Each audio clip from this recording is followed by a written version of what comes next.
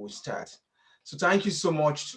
Today is Zimbabwe's Independence Day. I'm so excited to introduce to you our guest speaker, Caswell Machivenyika, and he's a Jesuit scholastics. He had the first degree in philosophy from the Jesuit College in Zimbabwe, and he's currently at the Boston University doing his theological studies. And one thing that is also unique about him is that he has been involved in a lot of students program and while being a student. So when you check his profile and his activities online, you will see that he has occupied leadership positions in the institution, as well as his identity as a Zimbabwean is not something he compromise. And today, you're welcome to retelling the Zimbabwe story. And I hand over the virtual microphone to a guest speaker, Caswell Machivenyika. Thank you. Okay, thank you, Augustine. So today we're celebrating 41 years of independence of Zimbabwe. So this presentation is going to, I've taken a lens of a historical lens in developing the network's position so as to be able to understand the reality which is affecting Zimbabwe.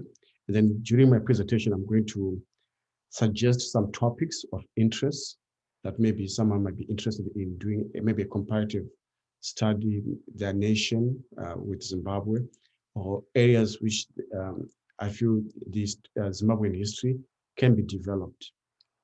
And then, so the next slide is going to be the national anthem of the country, and then I'll proceed. So a disclaimer, this is a personal reflection of the through a historical lens of the history of Zimbabwe, so as to give research questions and research areas for people who are interested. And then after that, then we have a discussion, and then people can contribute or give. And then though it's a personal reflection, I've got scholars that I've used in the reflection.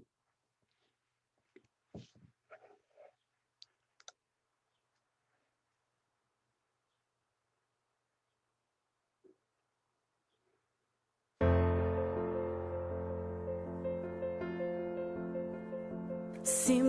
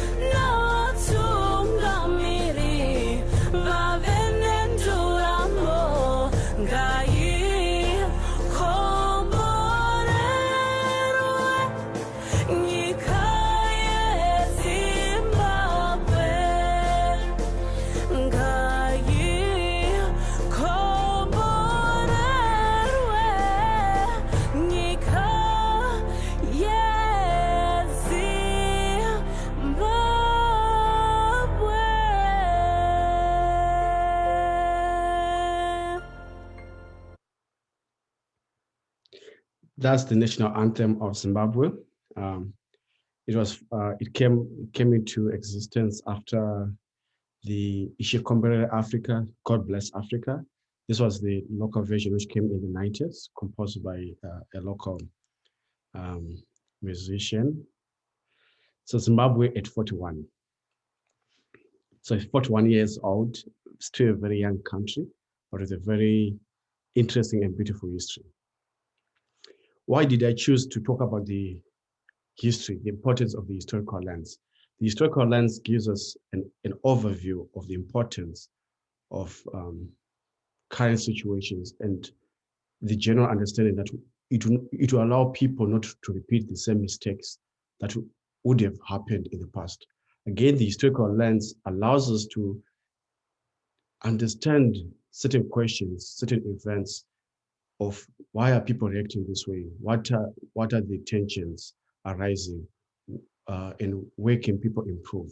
And then it gives a sense of a full appreciation of the current situation that humanity has or people have. So that's why I chose the historical lens. And then it also allows us to spot the different stories which are told. And as you know, every story is dependent on the idea of who is saying the story, who is saying the story. So that's why I chose this. And then the figures which you are seeing are there. So Zimbabwe is a Shona word that comes that comes from Zimbabwe, which originally was a reference which was made to Great Zimbabwe. And even the Zimbabwean bird again came from Great Zimbabwe. Zimbabwe got its independence in 1980, but before she was known as Zimbabwe, she had different names, especially Rhodesia. The name Rhodesia is quite interesting because it's the name of a person, a British man called Cecil John Rhodes. And then Rhodes is an interesting historical figure because he led the British South African Company, which arrived in Southern Africa in 1890, soon after the Berlin Conference. And then he believed that, according to Nyangoni, as a Black Zimbabwean historian, Nyangoni says that Rhodes believed that the English people had the inherent right to imperial rule because they were, open quotes, the first race in the world, and therefore the more of the world they inhabited, the better it would be for the human race. End of quote from Nyangoni. So basically, he believed that from Cape to Cairo, this land needed to belong to the British. And from there, then by acquiring the land, it would be able to give dignity to the occupants in that land. And then by this doing, laws were passed to prohibit Rhodes and his company ended up creating the Boers company, which started mining diamonds in South Africa. And as they went north, then they encountered Zimbabwe. So they believed that there was a belt which had diamonds and gold. So, so another designation went to the north with the idea of wanting to find minerals. But when they reached that they couldn't find minerals, they ended up decided to become settlers. And then other people were invited from Britain to come and settle with the prosperity of gold panning and finding minerals. But then that led again to the issue of farming. When they encountered they met the Debeles, which led to the what we call the first Chimurenga. Chimurenga means people taking arms or fighting. That's a Shona word. And so the first Chimurenga, the Debeles were defeated by the British, which again they also defeated the Zimbabwe, the Shona people. So as you can see, the two main ethnicities that are there in Zimbabwe, yes, there are different dialects amongst the ethnicities, but they can be categorically be put as two, the Shonas and the Ndebele, which are all Bantu speakers, which is a very important historical point. So unlike the first Chimurenga, where both the Shonas and the Ndebeles were divided, the second Chimurenga, which led to the independence of Zimbabwe, they stood as a unified party.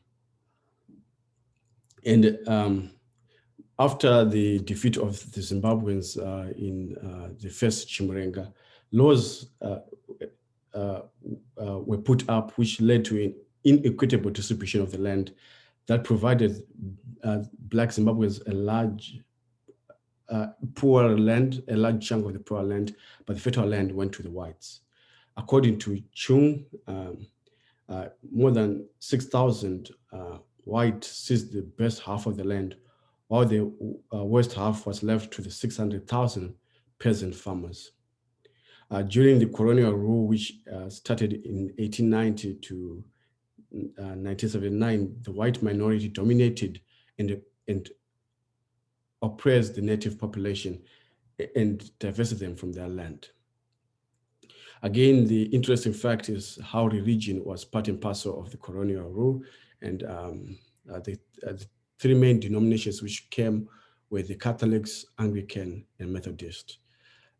So up to today, Zimbabweans identify themselves as Christians. But what I find interesting, though there's identification of Christianity, there's also the practice of syncretism amongst the Christian Black population. So Christianity is not as pure. There's a mixture of people going back to that tradition, which is something that maybe one person can actually be able to actually research on, to say what makes someone say on Sunday is they go for mass or a Christian celebration, and then in the afternoon they're going to see the seer or the witch doctor. How does that work? That would be quite interesting, and people can be able to find it. So the insurrection. Why did the Zimbabweans take up arms and fight for their independence? To fully understand how colonization worked in Zimbabwe, is like many other parts that the British colonized, they used the idea of indirect rule, unlike that of the French or the Portuguese assimilation. They used indirect rule, so they took some people, a small group, and then that group led were the ones who were governing and policing or enforcing the colonial rule. So basically, in this we see the impact of divide and conquer. Again, another thing which led to was an over-taxation, which I'm going to explain later. So basically, after and then there was industrialization. In Rhodesia, there was suburbs, which there was segregation between suburbs, northern and southern suburbs. Southern suburbs were the ones for the Blacks, and then most of the times these were meant for single men who came to work in the industries. So to make sure that people worked, they'd forced taxation on Blacks, which, as I said, I'm going to highlight later. So the first, so this led, the key things which were there is that the Blacks wanted recognition, because there were roads which Black people were not allowed to travel on. There are certain parts of the city that were only designated for white people. Again, the issue of land ownership, because the land that the Blacks had was not very fertile, so people couldn't produce enough for sustenance. So it was more subsistence farming, but people needed more because of the issue of the tax. Again, the wages which were being given to Black people were quite minimum. And then it was only meant to someone to just have the basic of survival and not yet have dignity. All these factors and many others which have led to unrest. So it led to the first, which I consider the first party, which is called the Zimbabwean African People's Union, ZAPU, which was formed in 1962. This was formed, the main population of it were Ndebele speakers, and it was led by the late father of Zimbabwe, Joshua Kwamile Nkomo. And then, so this party, its main was to highlight the main issues which were affecting people. Again, the other party which later on came out of this party was called the Zimbabwean African National Union, ZANU, under the leadership of Tabaningi Stole. And then one of the key members who belonged to this party was a young Robert Gabriel Mugabe. ZANU was more strong and more aligned with the Shona people rather than with the Ndebele. And then it was more of willing to say all means necessary for total liberation, whilst ZAPU was more of willing to talk with the colonizer. So they created a patriotic front, which became an alliance for ZANU and ZAPU. And then the major figures from there, which are on point that I'm considering Nkomo and Mugabe. Then this led to the African Union adopted the socialist philosophy based on a Marxist-Leninist principles, which was governed by socialism, which was the guiding philosophy of the aligned party. So the things that this unified force were, they wanted one man, one vote as a basis of government in Zimbabwe, not privileged voting for white. The unification of African people, the elimination of all oppression in forms of landlessness, because many Black people were displaced from their lands. There were economic and social factors forced them to work in mines, commercial farms, and industries to provide for their families. As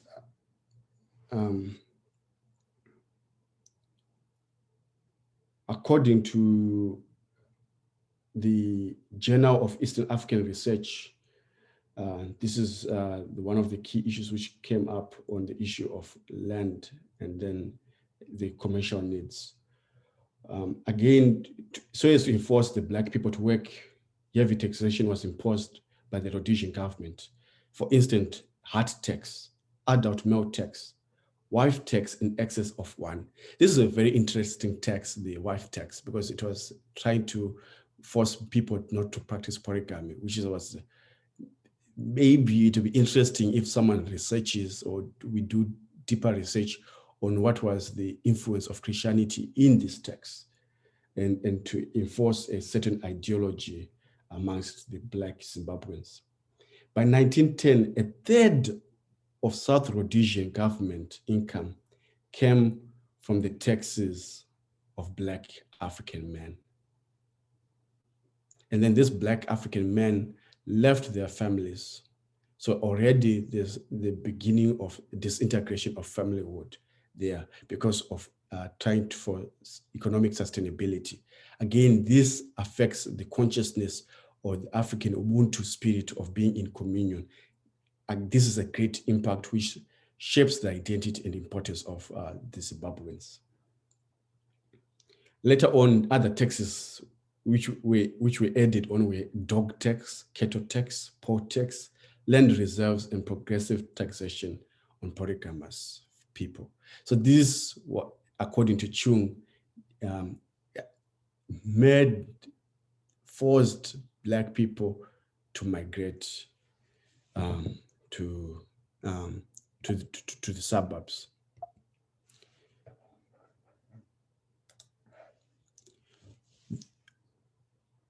So what is this idea of an inclusive war? The inclusive war was that both men and women participated in it.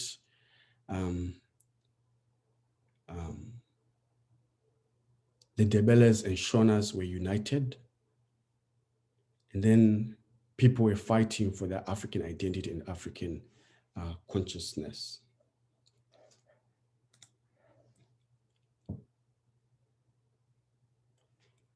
Okay. The importance of tradition. I'm missing a slide. I don't know where it went. Technology. In case if it comes later on, we just jump. It is the role of women. The first liberation war. There's the spirit. One of the powerfulest spiritual mediums was called Ambianehanda Nyasikana. She was a powerful spiritual medium, and then she was a great threat because she was able to direct and influence the resistance of the people who were fighting. And then this gave a divinated military advice to the Shona people. Again, because of women have always played an important role in the Zimbabwe struggle for independence. So in the second Chimurenga, because of the Marxist ideologies which preached equality, this helped women to see themselves as advancing into traditionally male-controlled spheres, such as those of decision-making and arms. The inclusion of women in the guerrilla war, because it was known from the Western perspective, and which most Zimbabweans agree is called guerrilla warfare, because it was fought in the bush. So inclusion of women in this guerrilla war, therefore, is not just a way to increase the numbers of soldiers in general, but it served as a role of including women in their own struggle. They became agents for their own liberation. And again, because of joining the liberation, the women were able to mark a certain degree of emancipation. According to the late Robert Gabriel Mugabe, I quote, "Our women fighters have demonstrated beyond all doubt that they are as capable as men and deserve equal treatment both in regard to training and appointments. It is because of their proven performance that we have agreed to constitute a women's detachment with its own commander who should become a member of the High Command. It is also necessary that we would promote more women to higher command positions." End of quote. This quotation is from Robert Gabriel Mugabe, which was later published in First Zimbabwean Women's Seminar in our War of Liberation speeches of 1983. Looking at this, so women did play a very important role. And then during the war, the Liberation War, people had nicknames that they were going with. So one of them who was interviewed, Maria, another ZANU-PF ex-combatant, gave an interview to Linus, and she said, open quote, that "I think we're just like men." End of quote. And Sekai, another ex-combatant, argues that, open quote, "Women carried more than men to the front. We all suffered equally in the camps.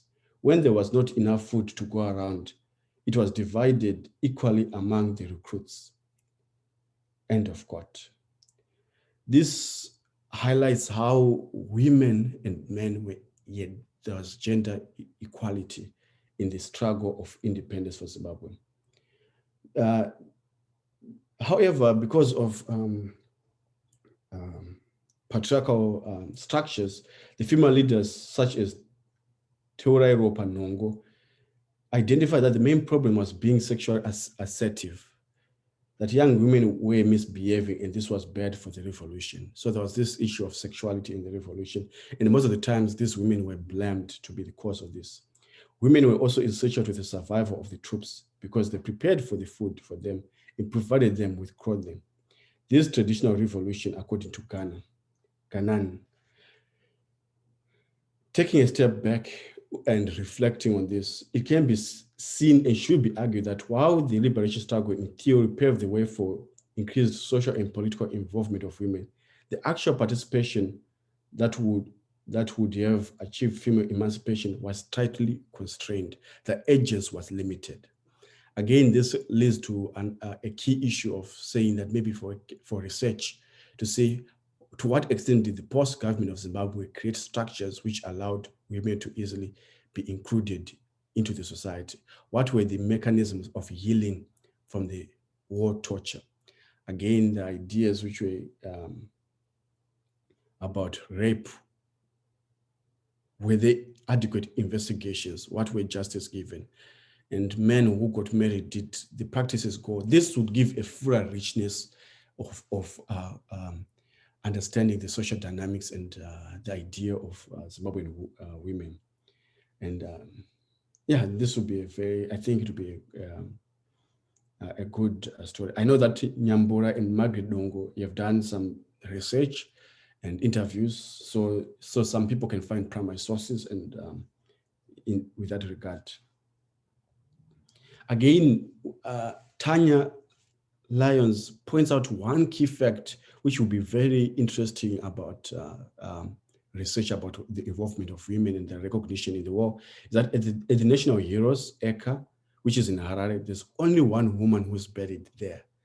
I think that has changed over the past 10 years. So, but she observed that it was only Salim Mugabe, the late wife of the president, that there's been, so this has led to a public debate as to why is this the case.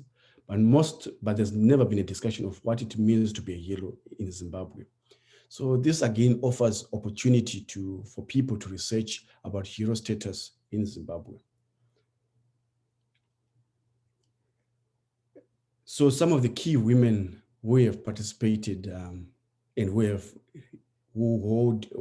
held political positions include Joyce Mujuri, who was the vice president of Zimbabwe, Tenjiwe Risebe, Salim Mugabe, Florence Chitauro, Ruth Namo, Jane Mutasa, Opa Muchinguru, Edna Mudzonge, just to name a few. So they are key women who have been rewarded for their struggle in this recognition. But what about those other women who have not mentioned? Which is a similar question which can be asked about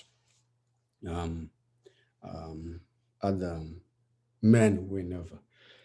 Role of chiefs. Chiefs in Zimbabwe is a very interesting because they were part and parcel of the indirect rule which was used by the Rhodesian government. So the chiefs were put on salary and then given more so as to direct and enforce people and to keep people submissive and be where people used to tax, and then there was registration through your chief, which again is still being practiced today in modern day Zimbabwe. Chiefs during the War of Liberation in Zimbabwe, they played a very significant role towards the war effort. The chiefs, because they knew the people, they knew the terrain, they knew the land, they could easily guide the liberation of fighters. At the same time, they were able to warn some of the liberation of fighters when the Rhodesian resistance fighters were coming. However, while traditional leaders either supported, some also betrayed the liberation of struggles, and others put a double fist in dive to survive the ruthlessness of the Rhodesian forces.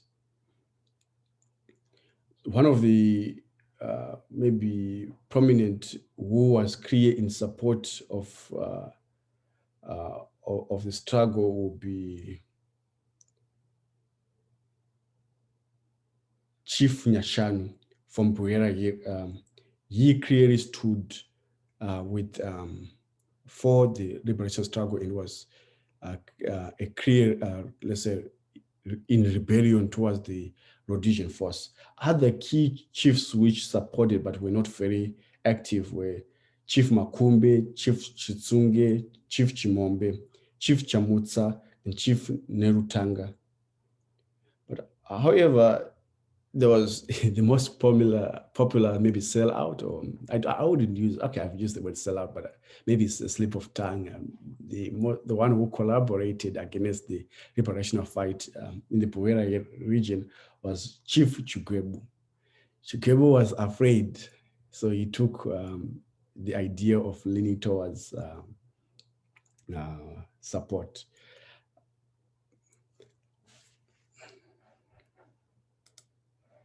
Pungwe. Pungwe became a good social representation of where the traditional leaders, which the chiefs organized meetings between the rebels with the young men and women of the communities, so as to be able to find new recruits, to find new people who would go and spy, people who would become informers.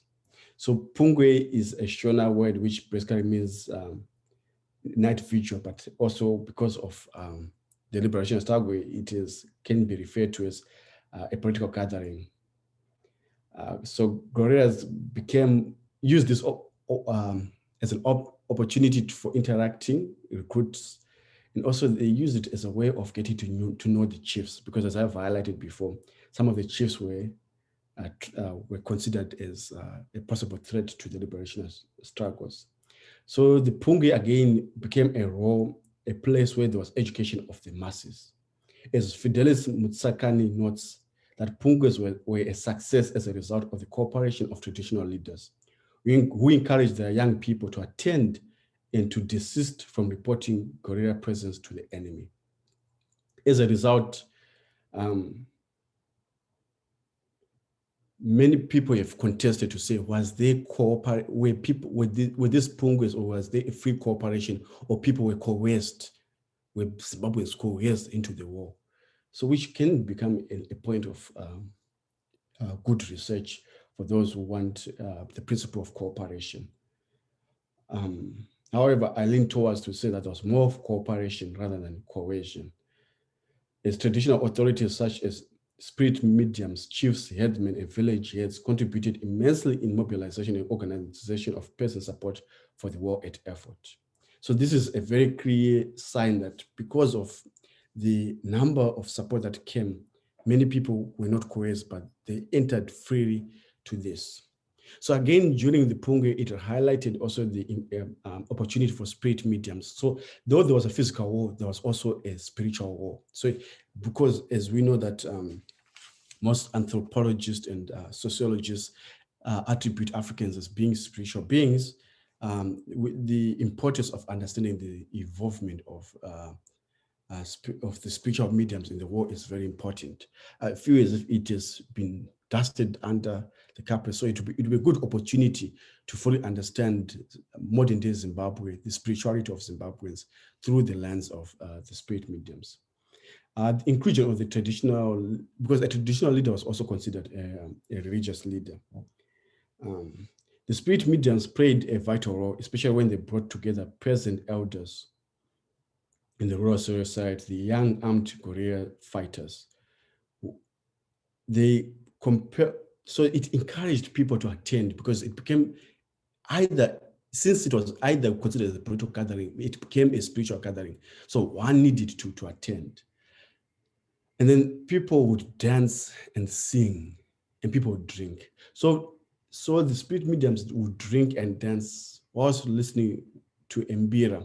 Mbira is commonly known as the finger piano, which is the image there. It was used when it was played. There was a certain tune which was played for a spirit medium to enter into a trance. By entering into a trance, the spirit medium would then instruct the guerrillas on how to move, which road to use, what to avoid. This made the guerrilla feel like God was fighting on their side, which made them feel very strong. This, again, the direct influence is that the guerrilla relationship with the Mondoro mediums, which is the strongest spiritual mediums amongst the Shona, made them to be accepted easily and quicker. They became more binding in communities, allowing for a new feature of the experience of the peasant. So the community started having an identity of a spiritual of the armed struggle, which I find very fascinating.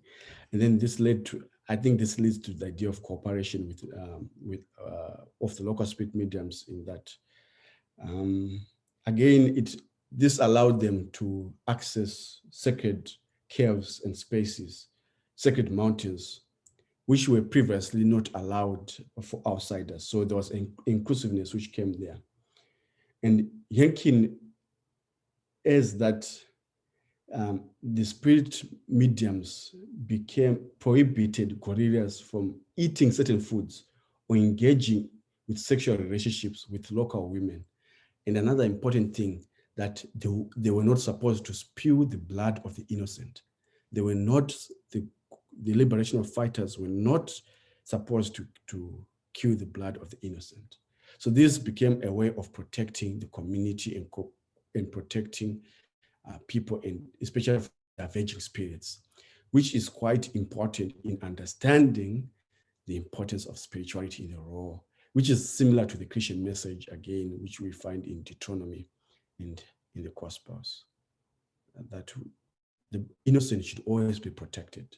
So, which I find very interesting. So another point of case study will be to deepen this material and understanding of saying what would have been the impact if innocent blood was spilled, or how much has this been constantly been practiced in modern day Zimbabwe. The Lancaster House Agreement. I'm about to come to my presentation. It was signed on the 21st of December, 1979. This was signed in Lancaster. So this brought officially an end to the illegal white-dominated regime that ruled Rhodesia, which had attained the unilateral Declaration of Independence, UDI, from the British in 1965. So the things which Lancaster House gives is the need to pay promptly and adequately compensation to the deprivation of property, especially as this affected the right to acquire land for the resettlement of the peasants. So this leads to the willing buyer, willing seller principle, the compensation of the land.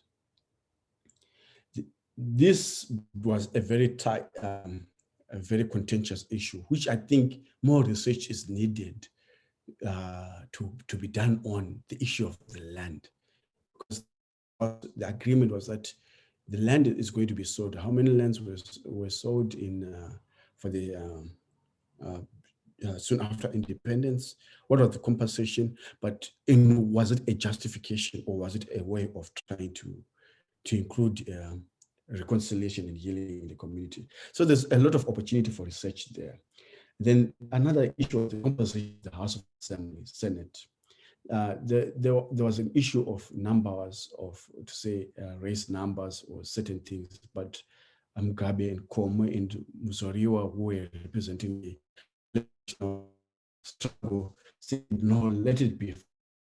If we win, they should. But one of the things, 20 out of the 100 seats in the House of Assembly were reserved for the whites. But however, in the first election, which was held later on, it didn't happen because 87 seats were won by ZANU and ZAPU. And then 10 seats in the Senate were reserved. Out of 40 were supposed to be reserved. Another issue which the Lancaster House was enforcing was the issue of the constitutional amendment, which required 100% concurrence and the total membership of the House of Assembly. So why was the Constitution very important? Why did the post-independent government, or one of the issues was the Constitution? Because the Constitution creates the usual organs of the government, Parliament, the identity of a country. It gives issues of executive power, whose authority is vested in the president, and then the manner of proceeding of the day and stuff like that. The judiciary, and So the constitution was very important. I think this was a very important key move, and even up to today in postmodern Zimbabwe, the issue of the constitution is very important. It is rooted in this history, and I would like to read more about this. Does the constitution in liberated African countries constrain or actually enable people to be free? Again, another issue which is of great interest is the status of the liberation of fighters, which Lord Carrington felt that they could not be integrated into the Rhodesians because they were considered as barbarians. But people stood strong, and then they were considered as lawful forces. So again, there are a lot of materials which would allow this question of integration and recognition in Zimbabwe. And then, so this later on, elections were held in February 1980. The president who won there was Kenan Banana, not Robert Gabriel Mugabe. Mugabe became the prime minister. Those elections were very contested. The white settlers argued, the white Zimbabweans argued that the elections were rigged. So the democratic processes in Zimbabwe has been long contested for many years, even from the beginning. So it's always good to understand the history and all this. So some effects of the independence of Zimbabwe soon after. In March 1981, the government convened a Zimbabwe Conference on Reconstruction and Development, what is known as ZimCOD. This was spearheaded by the Zimbabwe Ministry of Economic Planning and Development, which took the proposals of economic empowerment and distribution seriously. And then they gave financial requirements that were needed over a three-year period, which was known as a transnational development plan. And it convened the conference in Salisbury, nowadays Harare. They had a budget of 1.2 billion Zimbabwean dollars, which at that time, the Zim dollar and was stronger than the US dollar. So in reality, it was almost like 1.3 billion US dollars. These came as donations from donor countries. And the major donors were the British and the United States, which again gives room for one to say, the idea of international cooperation, to say that a nation to survive, it needs to be assistance from other nations. And more should be written about also maybe the contribution of other African countries. So it offers opportunities for research to find more details about contributions from other African countries. So this transition period allowed for free primary education, which some of us who are very old and young enjoyed, but then it stopped because of financial constraints and after the economic adjustment plans. And then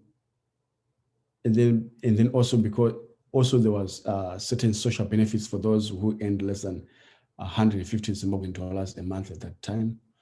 Secondary education was made more available for many children, especially for all those who completed the primary, and then it was no longer segregated on race. And again, one can research about the colonial education structure. Has it been changed or has it been maintained? What are the effects of education, of creating an education system that creates conforming rather than radical thinking? So there's a lot of room for research for anyone who's interested in that. And then racial discrimination and restrictions were abolished. This public service was quickly Africanized. By Africanized, that means that certain Ubuntu or Bantu's cultures were started to be incorporated, like for attending funerals for distant cousin, support for dowry, Rora in Shona. The monthly minimum wage, which was in July 1980, which are 75 Zimbabwe dollars, went up to 85 in January 1981 and to 105 in 1982 to give economic emancipation to people in empowerment. Then there was industrial, and then for those who were working in industries, commercial workers, and then there was an improvement from that. All this is Nyangoni observes. And then again, there was families were encouraged to stay in the same area, people not to move by themselves, but spouses to move together. So this became a new identity of Zimbabwe. And I hope, hopefully, this kind of discussion can allow us to have different lenses in appreciating which I consider key ideas which have affected the history of Zimbabwe. So thank you. Thank you so much, Caswell. And we also thank the participants as they have been listening. And it's such a very engaging and wonderful presentation. And I would just implore, I've opened the chat room. People can be able to pose their questions because what we now have is conversation. And the essence of the lecture is to provoke a mind to give a direction to the conversation we're going to have. And I enjoin you to place your questions in the chat while I engage with our guest speaker on some questions based on the presentation he has given. And Caswell, is so interesting to note that the national anthems looks very emotional and interesting, and it's more or less like, and then the content, the content is not like trying to create something that is outside the experience of the people. So the lyrics, the struggle of the people, as you talk about the struggle, the quest for freedom, the appreciation of the landscape, and that awareness that yes, this is a beautiful place. This place is worth it, and that's why other people actually want the place. So and in your presentation, you actually made the first at the beginning. You made it obvious that Zimbabwe was like made at the beginning a personal property of someone who just feel this is mine and even gave it a name after himself. And this whole idea of quest for independence or autonomous seems to look like seizing someone's property because someone claims to own it. Other people believe that the person owns it, and you presented a situation whereby it's like a tribe tried it first, and they were a little bit trying to be gentle, and another tribe actually went the other way. So it's like the Shona, were led by the party that was formed with Mugabe being there, actually approached the thing in a very what we can say a kind of a forceful way, which end the independence. Now the questions that actually emerge from your talk has to do first of all with the lived experience of the people. And this lived experience of the people goes beyond, we are having this conversation with you today. We're having you as a guest speaker. And you are not speaking just from textbooks. You're not just speaking from things you have seen on media or social media or whatever, but you're talking about the lived experience. And it's good to get that particular fact from you. The question that comes is, how do you weigh or rate the lived experience of the people when it comes to before and after this quest, this self-determination, this quest for freedom? So, we can say, which one do you prefer? Because you have been able to show in your presentation that does the war worth it? Yes, you presented yes is the response. Does it cost so much? Yes. What have been the effects? You have presented the effects. But the question is, from the lived experience and the narrative of the people on ground, how do they rate this whole narratives and the whole pre and post independence? Okay. Thank you, Augustine, for that question. The lived experience of Zimbabwe is, I think, like what I shared in issue of taxation and force people to migrate and the people starting to live on economic principles and rather than social principles, has reshaped the idea of, I think, of Zimbabweans. Now most people value their identity based on monetary, what they consume, what they can have, which was basically part of our history. So nowadays, like most people feel that independence people were supposed to gain big richness for free. People didn't. People had high expectations, which I feel were economically best, but they didn't understand that it would come with sacrifice. Because what led the Patriotic Front, the joining of ZANU and ZAPU in the 1960s was that people were willing to die for this. But now it was more of like people have gained economically. So I think there's a lot of issue that lived experience is based on economic understanding rather than the concept of other things, what it means to be free. Which in my presentation, what I see is one of the main attributes of history is that people need to be economically satisfied. But again, people should understand that we live in a world where identity of Black people is quite reducible or to nothing, which has been seen with the amount of taxes which I gave, and we're only seen as a means to production. So and then again, the policies of governments, the constitution, you need to help people understand this. To put it simply, I feel like mostly the lived experience currently in Zimbabwe is no longer there because of the economic collapse. And our history seems to be a history that people do not identify, because some people today, if you go on social media, they say there's no independence in Zimbabwe. The aluta continua, the war needs to be continued. Chinua Achebe, in his great book, Things Fall Apart, it's the greatest symbol. They've put a knife between us, the economic knife. Brother is turned against brother. And I feel like people should be fully aware of that we shouldn't use that narrative for that. So yeah. So that will be my. So yes, we have got this is why history is important to tell.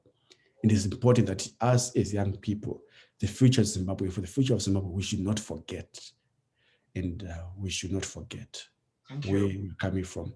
But again, we should not repeat the same mistakes that happened in the past. Yeah. Thank you. And there's a question from the chat, which from Yokiam or the Bali. She says, "Thanks for your presentation. What do you think reconciliation ought to look like based on the history you just narrated?" You see, the history that I've narrated is from a certain period, which someone can say, most Zimbabweans say, we're not born in that history. It's no longer important to us, but it is important. So the model of reconciliation that I would propose is, first I'll take an example from the Truth and Reconciliation Commission that happened in South Africa, dialogue. Second part will be accountability and justice on bloodshed, wars against crimes against humanity that happened during the war. And even before the war, there needs to be acknowledgement of the dehumanization of the Black population in Zimbabwe. Again, the model which from the historical part is to talk about those women who were not accepted in society, who fought for the liberation of Zimbabwe, but who became not accepted in the community because some men and communities were saying we cannot get married to a woman who killed people. There was a lot of stereotype. So these women became, they suffered for the country.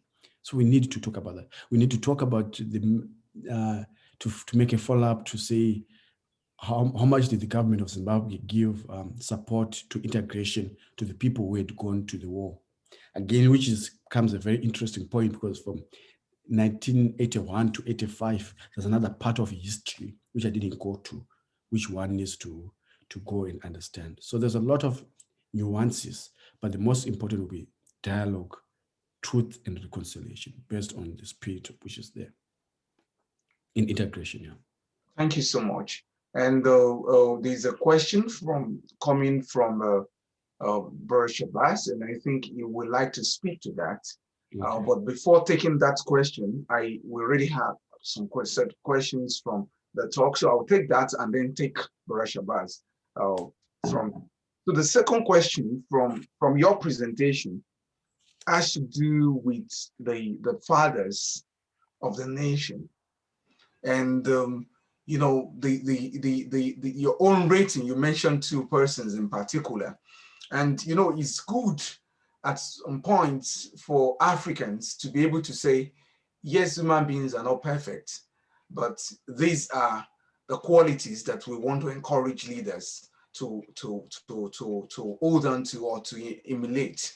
So what can you just itemize or give us some aspect of the admirable qualities of those you consider as the father of the nations? I know you have so much concern on the unnamed women, unpronounced and unrecognized, but let's just talk about the father of the nations, or the mothers of the nations that you have recognized. Okay. Should I answer this first, or? Yes, and then we'll take Brother Shabazz. Okay. The admirable qualities. Okay, I mentioned two key figures. Komu, father of Zimbabwe, and then his late Excellence Robert Gabriel Mugabe.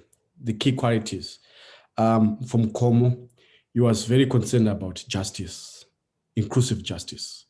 He was concerned of bringing people to table to talk. He was concerned with the well-being of the marginalized. He was concerned about economic prosperity for everyone. He believed in a Zimbabwe which didn't discriminate between white, Ndebele, and Shona. He believed in equal opportunities for all. And he really had that great emphasis. That's why he's known as father of Zimbabwe. Or cut across the divide, most of us acknowledge him like that. Robert Gabriel Mugabe, I think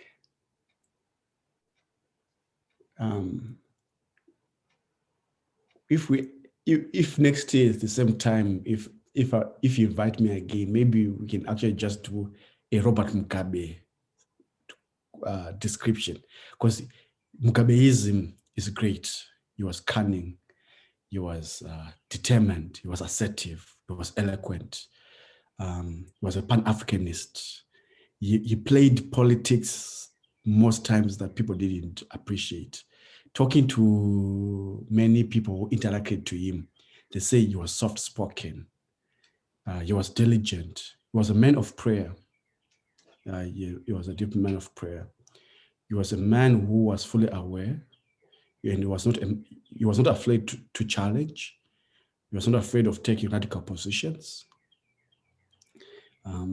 So I think he has a lot of radicalism in him and a lot of strength, and he adapted. I think for him to remain for so long in power, he adapted to that, yeah. So all these figures should be appreciated in their own context, and also to be that thing. Mugabe was intelligent. He made us Black people to, because we have brains, And one interesting historical fact for him, he was a teacher. He was a teacher by profession. And most times teachers in our modern day societies people have had low self-opinions about teachers. That's why the wages are very poor, but Mugabe raised from that and he knew. Those are some of the positive of his mind, his intellect, his personality, and his astuteness in politics. Thank you so much. And as you have already said, that Mugabeism worth studying on its own, and it's worth taking a look at. So we always create time for that. Brother Shabazz, please unmute and ask your question.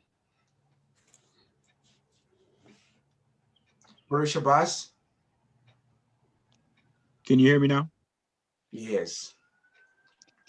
Okay, Brother Caswell, good to see you again, and thank you so much for the presentation. I have two questions. One, I wanted to know if you didn't mention it already, I missed the first part of your presentation. But if you could tell us more about your current research and how your research ties into this important story about Zimbabwe's liberation. And then secondly, in your presentation, it sounds as if equality was something you attributed to Marxism, but you also pointed to the fact that, although you didn't say it explicitly, that equality or the status of women, the elevated status of women, was also something that was present in Shona and Ndebele traditional beliefs. And you mentioned specifically the spirit medium, Nehanda. And so I wonder if you could speak more about how it is in fact indigenous ideas that points more towards, or that also points towards egalitarianism and an elevated status of women in African societies. Thank you. Yeah, thank you. I didn't mention about my current research area. Currently, I'm concerned about the idea of flourishing, which is an Aristotelian, coming from Aristotle's idea, which Lisa Tessman talks about better and virtues. What does it mean to flourish? So I'm really trying to research more about that, basically to say, can someone, like from yesterday's presentation about decolonization of Africa, I'm more concerned to say, how can a Christian who has experienced suffering become virtuous? What can we learn in that, and what equates to flourishing in terms of, because I feel like there's a lot of spiritual exploitation of many Africans, and to say, how are we able? So basically, I'm not really into social political analysis, but I'm more into Christian analysis, because my current study focuses in Christian ethics.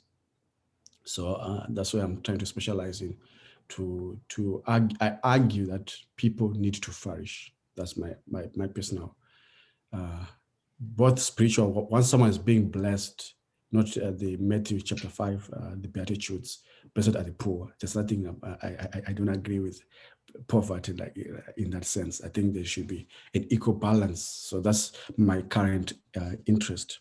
And then that is tied into Zimbabwe because of the amount of evangelical churches and the gospel of prosperity, which I feel is exploiting people, and which is going to yet the consciousness of people and that Christian practice, which will lead to ethicism later on, and people not wanting to remain Christians. So something that I personally observe, that once you exploit people, people do not want to relate with that. So that's my own personal research. Equality. I was just pointing to the ideas that what ZANU and ZAPU, when they became 1962 and 1964 respectively, they were formed on a Marx-Leninist principles. And again, scholars then attribute to say that on these principles, they talk about more as communism, socialism, the innate idea of equality, but based from, people need to be equitable, but based from a governance, which was what drove the idea of revolution. Then this became an intellectual idea that elevated women. Women could, when they had people speaking that we are all equal, when they had those voices, people started wanting to identify. It became an opportunity, an intellectual opportunity for them to be, their own agents to be activated. That they only didn't want to just be the people. Because also, again, if I didn't explicitly say it because I had so much to cover in different, during the early stages of colonization of Zimbabwe by Rhodes, when men were forced to go and work in the suburbs or in the industries, women remained in the homesteads. So they automatically started becoming the heads of the family. They started protecting, providing for the family. So through that, it became also an idea that they're their own agents. So the elevated status of women, they became their own agents in Zimbabwe, in some few African nations, like even the neighboring country, Zambia, amongst the Tonga people, that the women are quite strong. They do not just, they can easily express their own identity without being too much restriction. They can stand for themselves, which I do not know if there's any room for white feminism in Africa.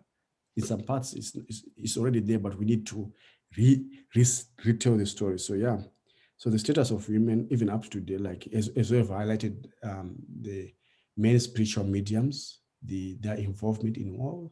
And that's why it would be a good research area. It would be a good research area to say, to what extent, because Mugabe did acknowledge, but we need more numbers, we need figures, we need names. I mentioned a few, but I feel there's a big chunk of women which were not named. Equally, the other main actors which were not also talked about here. Thank you so much. And I think your response has already stimulated a lot of questions in the mind of people. 2 hands are up, and I'll ask them to unmute themselves and ask their questions briefly, and then you'll be able to engage with that. So starting with Mokile Kasongo, please go ahead. Okay, hi. Thank you so much for the interesting discussion. And first of all, I want to say that stone buildings, Jimba Jamabwe, I'm from Congo, and in Luba language, Zimu Yamabwe, it means the same thing as in Shona. So I just want to start saying, but we have connections in kind of terms of language. And also, my question is more to do with Mugabe. Mugabe is a great person. I have great respect for him, and people from the Congo, where I am from, they love Zimbabweans for the reason that we had in Congo, you might not remember, or I don't know, the first African World War, where we have on one side Uganda, Rwanda invading us, and we had Angola, Zimbabwe, Namibia defending the government. So that's why we really like Mugabe in the Congo. But I still have a question. It's regard to the land reform, because I think, despite my love, my respect for him, I think the land reform, when he was interviewed by the CNN, many media, he used to somehow blame Tony Blair, as if they had a beef, or like they had something like very personal against Tony Blair and the British government. And it took the country to that land grabs or seizure, whatever you want to call it, which I personally think it was a mistake, because it looks like it was more personal than kind of looking at the wider benefit from the country. So obviously I am an outsider. I am not from Zimbabwe, but I'm curious just to hear what is your opinion based on that, because it creates a lot of problems, and you can see in South Africa they have the same issue, but they're kind of going in different way. And so yeah, I just wanted to know whether you believe Mugabe was too quick, or to grab the land and then or whether it was right to do so, because sometimes it reminds me of Lumumba. Because Lumumba in the Congo, he wanted independence straight away, but it was told by a Belgian priest, like, because in the Congo we had no intellectuals. The Belgian, unlike the British, they didn't want us to study, to study to go to university. So it was told by a priest, like, wait 30 years to have more, to train the military and so forth. But it was too quick to gain independence, and then we ended up with a civil war. And for me, I believe it was kind of a mistake from Lumumba, even though I respect it. It was too quick. But anyway, that's my question. Sorry, I have to just give you some context, but okay. Yeah, I just want to hear from you. Thank you. Okay, thank you, Mukele. So much. We'll take another question so that you undo the two together. Okay. So, Yokiam, please go ahead and ask your question. Unmute yourself and ask your question too. Yeah, actually, my question was closely tied to what Brother Mukele asked. It has to do with the land reform, because I've actually studied Zimbabwean women during the Revolutionary War. Nahanda, I did my thesis on that. I just never published it. I intend to do that in the future. So be on the lookout for that. Thank you so much for your presentation. Yes, my question was also closely tied to that, because it was a white Zimbabwean who lives in the United Kingdom. He did research on the land reform right after Mugabe made it official. And part of what he was arguing is that the land reform benefited. So we have this, during this period here in the United States, we have a lot of white farmers that were giving platform to speak of their experiences and what they thought, what the land reform was. So if you listen to all of if you listen to it, it's as though it was a movement against Zimbabwe. So there was this conversation that, oh, it's horrible, this should never happen. And then there was a white Zimbabwean, who did a substantial research on this. His name is Ian, I can't remember his last name. He wrote a book about it, pointing out that it was actually beneficial for the everyday people, because even though Zimbabwe, now we have this population of white and Black, the majority land still is in the hands of white Zimbabweans, just like in South Africa. So that's why when you said the reconciliation you're looking for, or you're hopefully, trying to subscribe to, it's like that of South Africa. South Africa also is another country that we have, I think the population, white South Africans, about 11% of the population, and they control the entire economy. And then I'm going to quickly move to Botswana. I was recently in Botswana. This land reform thing came up again, because it's a Southern African thing. It's a theme in Southern Africa. And then in Botswana, the economy is very strong. But majority of the people that control the economy in Botswana are not Botswanans. So I keep wondering, based on what we have on ground, what can reconciliation look like based on what this land issue we have on ground? Thank you. Just to the question from Kile as well as Yokiam is just like on this land reform. And then I just want to add my own so that I won't go back to land. And that, should the war still continue from your point of view? Did you feel that the politicians, including those who made even the land reform, actually betrayed the common people? Thank you. Oh. Thank you. Yeah, Mukele, I had a conversation with the admin group a few days ago, and I highlighted to them one of my encounters when I went to Congo in 2012, around between May and July. I was given good treatment, like what you said, a lot of love and a lot of respect because of what the Zimbabwean war soldiers did for Congo. So I remember, it's a well talked about story. between 97 to 98. So basically, some people say 96 to 98, but basically the war escalated in 98, and then AU didn't want to get involved. But it was good that fellow African brothers, through Mugabe, under Mugabe leadership, came into Europe. Yeah. So why am I mentioning that period of 96 to 98? Most historians, I don't want to misquote some name right now, because I don't have a name off the top of my head, suggest that the War of Congo, Zimbabwe was not supposed to go and fight that war, because it came out from the pockets of the taxpayers. Again, that was just prior to the land reform system. And then, so Congo, under Kabila, I think, gave some diamonds, mines, and certain policies for Zimbabwean companies to mine. But some people say that the funds never went back to the pocket. I don't know about that. So to be an area worth investigating in. All this is tied in then to the land question.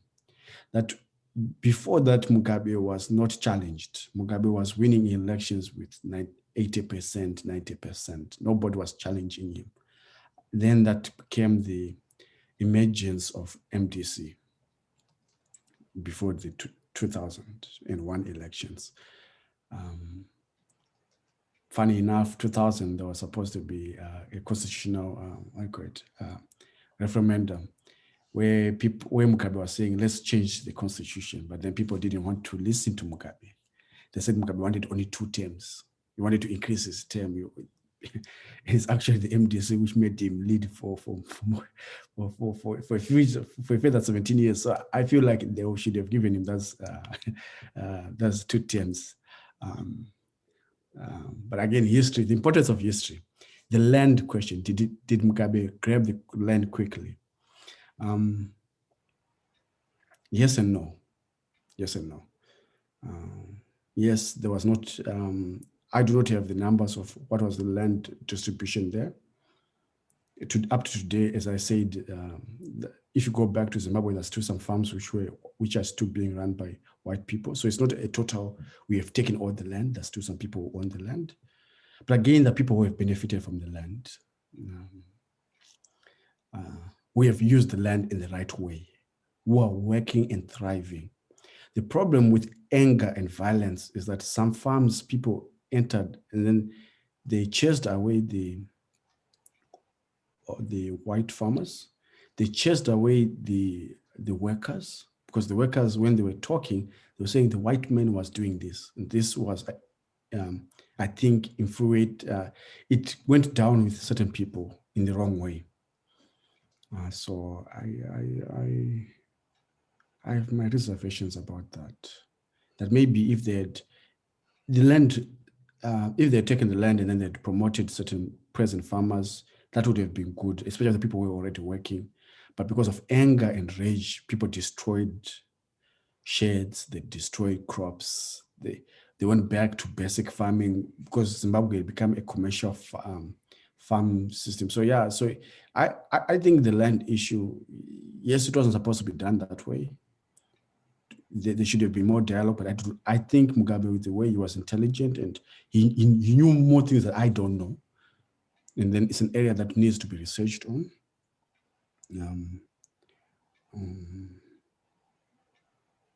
Injustice, depending on whose justice are we talking about. And so there are a lot of questions about that. Again, so the land, as I highlighted in 1890, someone came and created policies which it took land by force. You know, it's a painful memory that people were sent away from their own land because they couldn't defend themselves. And when the same happened, so it's like we're trying to do a kind of wrong justice, which is, I do not know. Yeah, so was it done too early? Unlike the South African situation, many blacks started owning pieces of residential area. There was now more shared resources. So we're not as much as segregated. We didn't have the little, let's say what, 10% or whatever population owning 90% of the, no. We had rich Zimbabweans. Strive Masiwa by that time we started coming up. We had big companies coming up with big tycoons, with middle class and residential areas which were colored, which were not only made for white people. Those things were happened after independence and after that. And so I think that's the other side, which says maybe no, but again, I do not, I think Mugabe knew what he was doing. Other people comment to say that it was a political move. I do not know. But I knew that the land issue, as I highlighted in my presentation, was one of the things which led people to go and fight in the bushes. So yeah, Yokiam, your question of why is the land issue very important in, first, I would love to read your thesis about Ambwene and Nyamskana. I'd really love, if you want a peer critique, I think I'll be able to, I'll be motivated to research more about that, so I can respond to you. If you want, you can share your, and then I would like to read about you and what's your take about you.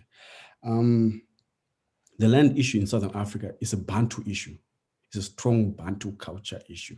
That land, because of Shaka Zulu, again, we need to go back to history. People were scattered all over. People subsistence farming in what did the land. If you go to Kenya, amongst the Maasai, the thing which is very important to them is land. That's why in Nairobi, cows move in modern day, in modern day in Nairobi, because people say we don't want to go to reserves. This is our land. And then that becomes another question to say, to what extent, even in Nigeria and other parts of Africa, or maybe people don't value farming. Us as Bantus and subsistence farmers, land becomes an issue of richness. Look at Britain itself.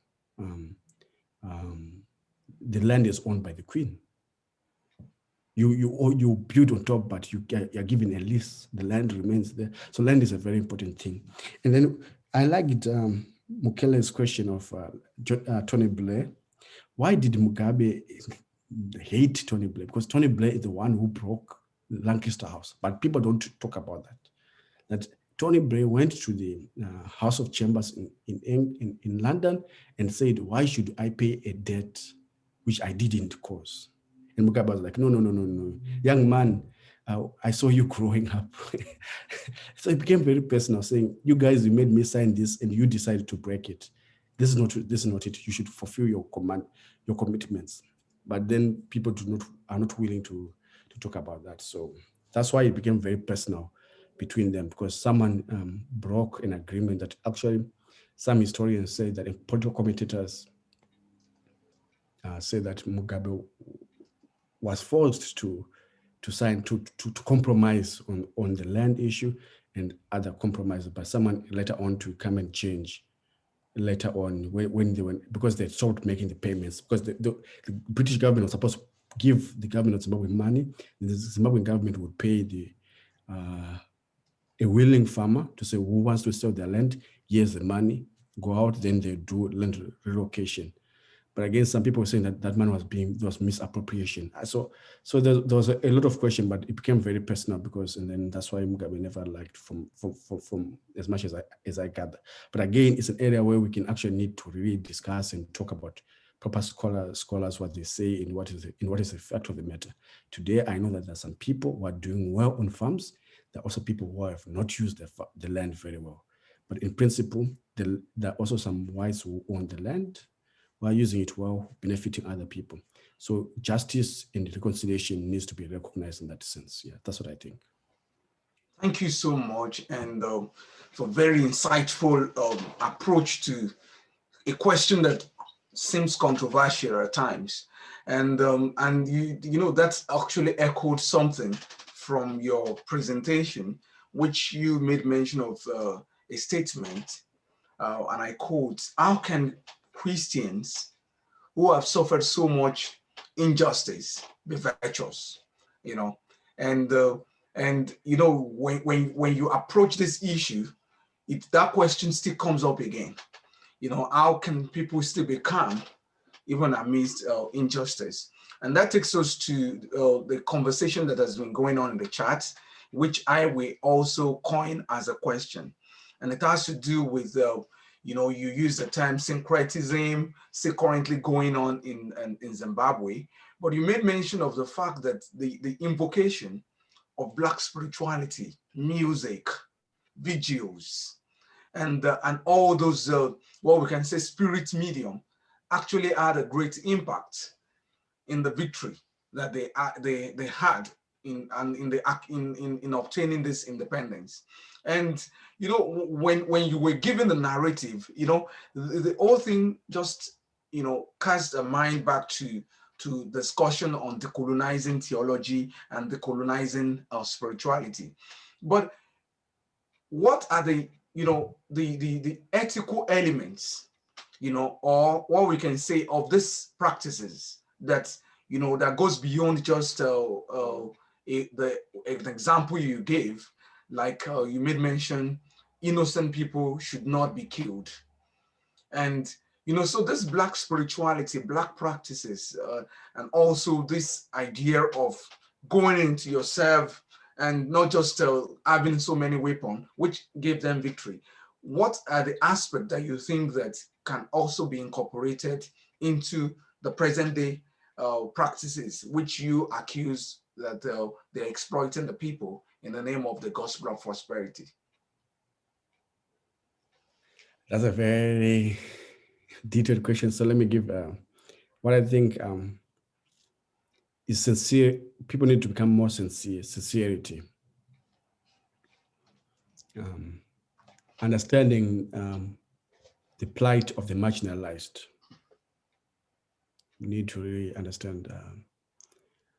I think one of the key, because Christianity comes from Judaism, we need to acknowledge that. One of the key things is the role of the respect of an orphan, widow, and alien. I think it's those three. So, and then the protection, and then protecting them. So again, the gospel needs to be reminded of that, that even our traditional African spirituality, especially amongst the Bantu people, amongst the Shona, the key thing is justice, the question of justice. If innocent blood is shed, we talk about avenging spirits. And then there needs to be cleansing ceremonies. So we need to go back to certain cultural practices that even where we go back to what makes us to be African, what is similar to this Christian God, and acknowledge to appease the spirits. Because these are things which are not superficial, but we need to acknowledge, to fully embrace, and not find contradiction. I think this is why African theology becomes very important, that we need to acknowledge certain ceremonies, certain rituals. And I think I like the Yorubas and Igbos because you still have that strong connection in your traditional spirituality. Even though I'm an outsider, I've heard a lot about that. And then also the Kenyans, you have the Kikuyus, they have a strong sense of this spirituality. But the Shonas, we seem to have been so much alienated because of being told that it's very terrible. So we need to reclaim what is that and go back to a traditional way of doing just and respecting elders and respecting the wisdom that they have. And through that, I think when we approach it in that loving but not judging attitude, maybe even my government or oppressive governments will be willing to listen, to say, okay, you're coming with a sense of inquiring rather than to judge. Yeah, I hope I've answered your question. To say yeah. Christianity doesn't contradict our current state, but the problem is that we have left what is ontologically in us, in our religion. So we need to go back, reclaim it, and then practice it. Yeah, and I think that the best word for that might be enculturation instead of calling it syncretism. Or what do you think about that term as a theologian? Okay. You know. Yeah, I think Most people nowadays talk about double religious belonging is more better than syncretism, because syncretism then alienates a sense of making one to be down. Yeah, so double religious belonging. But I think Brother Shabazz will be we have a better understanding of this question of anthropological understanding of syncretism. But this becomes in big words that we use in academia, but we need practical practices to say a person who go to, I have experienced it not once, twice, 3 times. I've experienced it many times where people go to church in the morning, in the afternoon, they're at the shrine, because people are looking for a certain spirituality, a certain way of what fulfills their desires. And I do not know what that is. I do not know what that is. And then you think that you said you don't know what that is, and then you have assigned us as researchers to investigate what that is. And Brother Shabazz has done up, and then I will take this question, and then we'll take a question from him. The old narrative, you title your presentation "Retelling Zimbabwean Story," and it's based on the assumption that certain narratives has been passed across, and we know the danger of single narratives or story.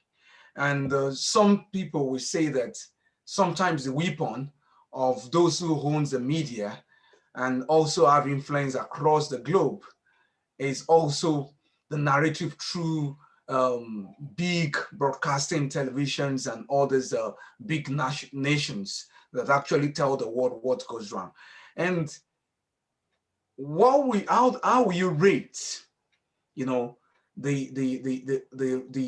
narrative, the influence of the current narrative on Zimbabwe and the previous narratives? And how will you, what will you assign us as researchers? Because part of your presentation was to give us a lot of assignment and tasks to go and investigate. What will be the duty that you think we can play, or the role we can play in changing some of these narratives and giving a better framework to reflect the people who seems to be voiceless? Okay, I think that one is, I'll take it to say that, as you know, like what I was saying, the story, like which I've already highlighted in my presentation, the story is depending on who is saying the story. I say a certain version, you say a certain version. What do we agree on? What don't we agree on? The certain version is that the West says a certain narrative which does not represent, I feel, the whole truth. The problem again is that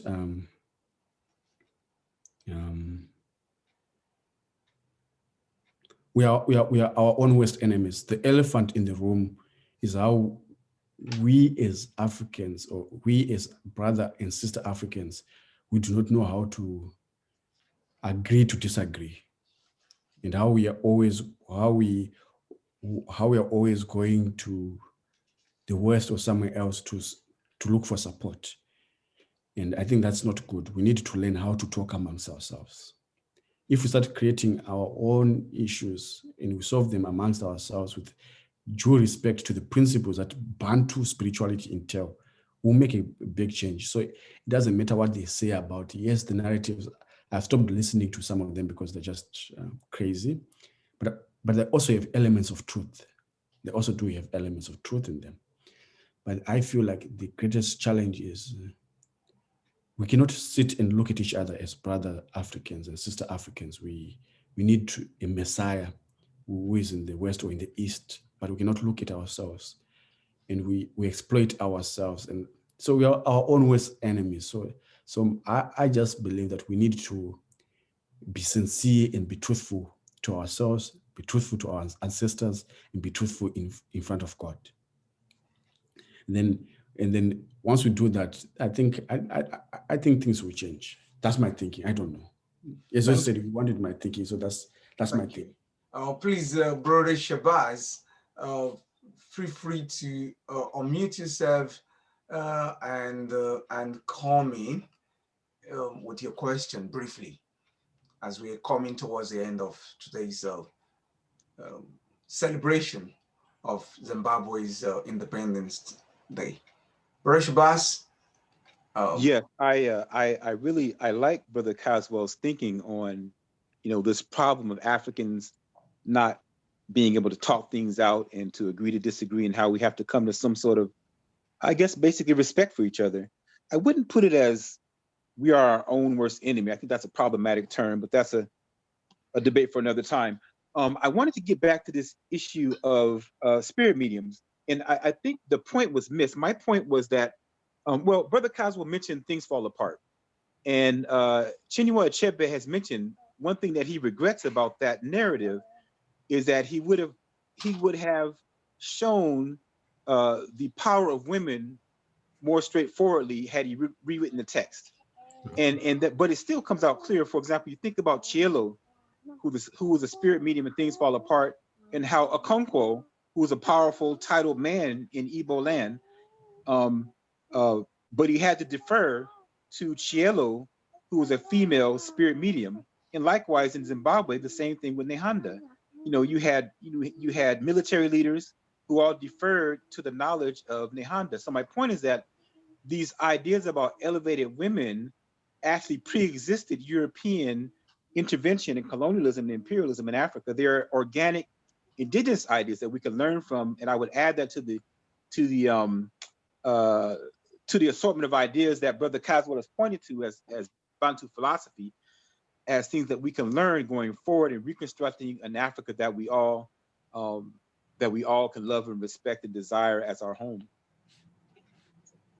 Thank you. And that's you can match that comment with this last question, which has to do with the present day Zimbabwe.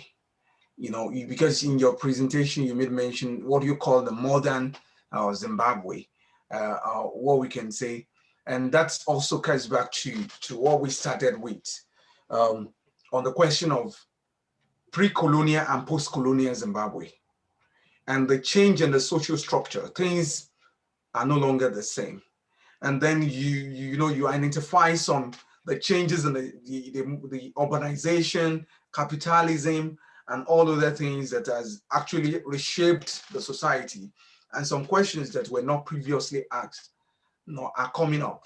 The question of equality of gender, the question of equal opportunities, and all of the questions that has to do with the present day Zimbabwe.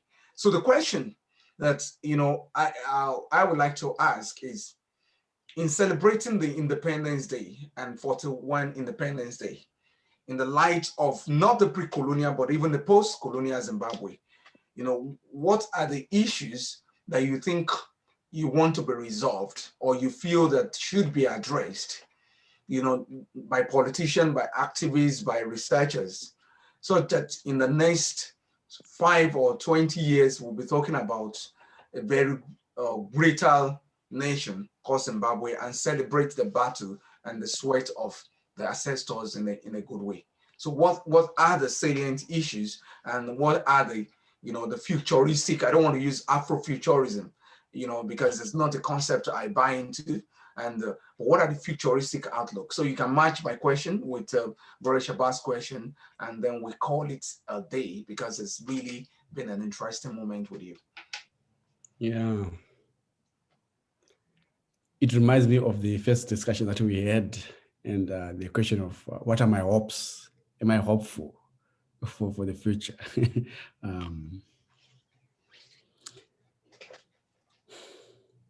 What tied in my presentation is, I think, if you go through the themes, is recognition, due recognition is one thing which needs to be done historically and currently.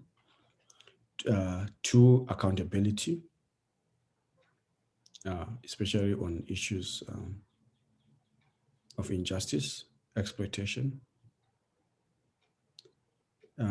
We need, for me personally, I feel we need a total removal of colonial apparatus of oppression. which have been used, and which even Francis Fanon and many other Afro-political scholars have recognized, which are the pains of our African experience. That is we have just changed the face, but it's the same system. So we need a change, and understand why. I think I understand why people are still using them, but it's a question of saying, how much are we willing to dialogue as brothers? The same narrative of saying we are against you, but it's a question of saying, if you use the same way that what you fought to oppress us, what does it help? And then that can only be done in conversing and being truthful to each other. Another hope is tied to my previous comment is that of dialogue, that elections in Africa, if they do not meet the so-called Western point of democracy, let us talk about them amongst ourselves. And let us always be promote patriotism. Let's be patriotic.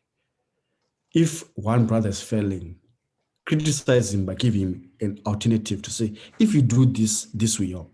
Let us not, I think, which is the current problem in Zimbabwe, people who hold the nation for their own personal interest, both as a ruling or as opposition. We need people who are patriotic, who care for the people, who are sincere. And yes, like Brother Shaba said, he has said it clearly about the importance of recognizing our women in the spirit mediums. And we need more people to say more about it. And we need to give the due respect which is needed in the acknowledgement. So I feel like he has said it clearly, and then at each stage of our life, we need to be able to develop that. So yeah, I think that's basically, I feel like the more that we exploit each other, the more we, I would also want my own president and other African presidents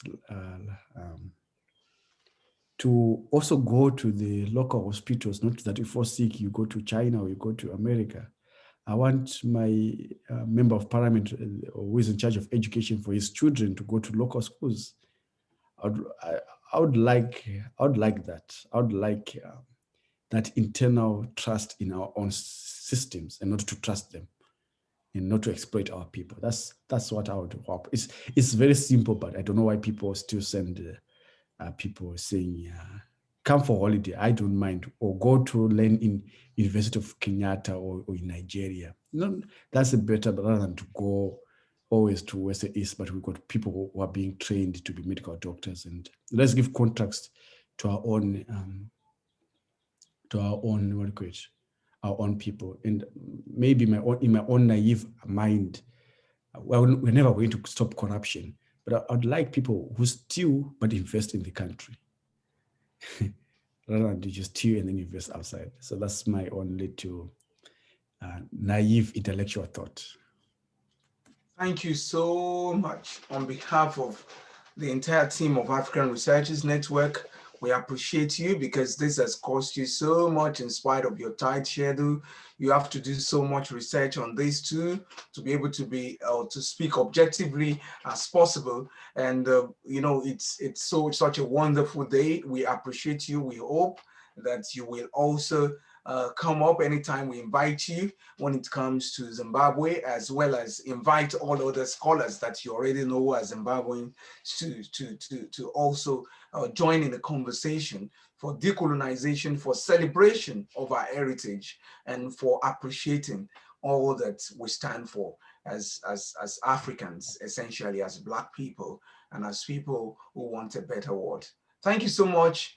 And happy Independence to Zimbabwe. I wish you can still play the Independence Day song for us, so that we close with that, because that's a very spiritual song. I can see the spirituality embedded in that. So if you can just share that and just play that with us, that would be very great to end with.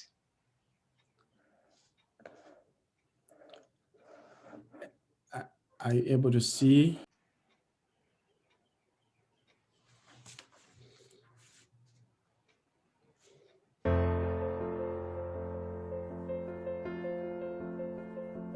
simudza